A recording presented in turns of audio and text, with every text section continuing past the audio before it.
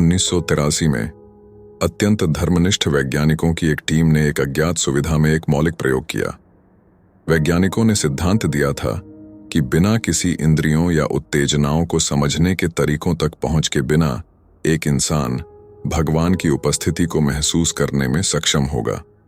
उनका मानना था कि 5 इंद्रियों ने अनंत काल के बारे में हमारी जागरूकता को धुंधला कर दिया है और उनके बिना एक इंसान वास्तव में विचार के माध्यम से भगवान के साथ संपर्क स्थापित कर सकता है। एक बुजुर्ग व्यक्ति जिसने दावा किया था कि उसके पास जीने के लिए कुछ भी नहीं बचा है, स्वयं सेवक के लिए एकमात्र परीक्षण विषय था।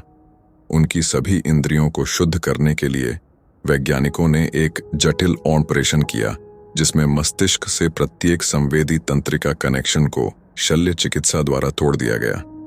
यद्यपि परीक्षण किए गए व्यक्ति की मांसपेशियां पूर्ण रूप से कार्यशील रहीं, फिर भी वह देख, सुन, स्वाद, गंध या महसूस नहीं कर सका। बाहरी दुनिया से संवाद करने या यहां तक कि उसे समझने का कोई संभावित तरीका नहीं होने के कारण वह अपने विचारों के साथ अकेला था। वैज्ञानिकों ने उस पर नजर रखी क्योंकि वह अपनी मानसिक स्थिति के बारे में जोर जोर से अस्पष्ट वाक्यों में बात कर रहा था जिसे वह सुन भी नहीं सकता था। 4 दिनों के बाद उस आदमी ने दावा किया कि उसे अपने सिर में धीमी, समझ से बाहर की आवाजें सुनाई दे रही हैं। यह मानते हुए कि यह मनोविकृति की शुरुआत थी, वैज्ञानिकों ने उस व्यक्ति की चिंताओं पर बहुत कम ध्यान दिया। 2 दिन बाद वह आदमी रोया कि वह अपनी मृत पत्नी को उससे बात करते हुए सुन सकता है और इससे भी अधिक वह वापस संवाद कर सकता है। वैज्ञानिक उत्सुक थे लेकिन तब तक आश्वस्त नहीं थे जब तक कि विषय ने वैज्ञानिकों के मृत रिश्तेदारों का नाम लेना शुरू नहीं कर दिया। उन्होंने वैज्ञानिकों को वह निजी जानकारी दोहराई जो केवल उनके मृत जीवन साथी और माता पिता ही जानते होंगे। इस बिंदु पर वैज्ञानिकों के एक बड़े हिस्से ने अध्ययन छोड़ दिया। 1 सप्ताह तक मृतक के साथ उसके विचारों के माध्यम से बातचीत करने के बाद विषय व्यथित हो गया। उसने कहा कि आवाजें भारी थीं। हर जागते क्षण में उसकी चेतना पर सैकड़ों आवाजों का हमला होता था जो उसे अकेला छोड़ने से इनकार करती थीं। दर्द की प्रतिक्रिया पाने की कोशिश में वह बार बार खुद को दीवार से टकराता था।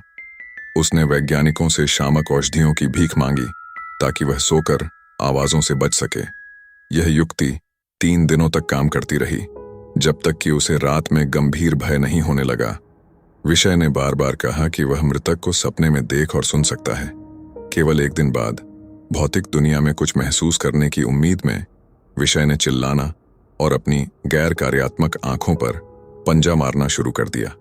उन्मादी विषय ने अब कहा कि मृतकों की आवाजें गगनभेदी और शत्रुतापूर्ण थीं, जो नरक और दुनिया के अंत की बात कर रही थीं।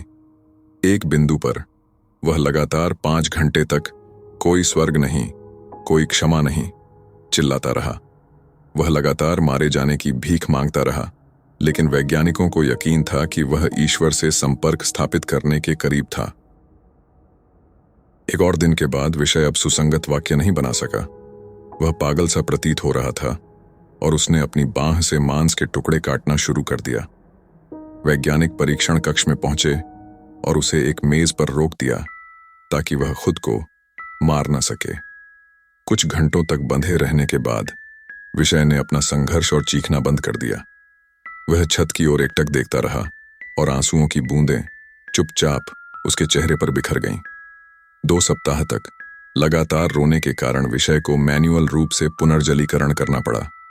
आखिरकार उन्होंने अपना सिर घुमाया और अंधेपन के बावजूद अध्ययन में पहली बार किसी वैज्ञानिक से आंख मिलाकर ध्यान केंद्रित किया।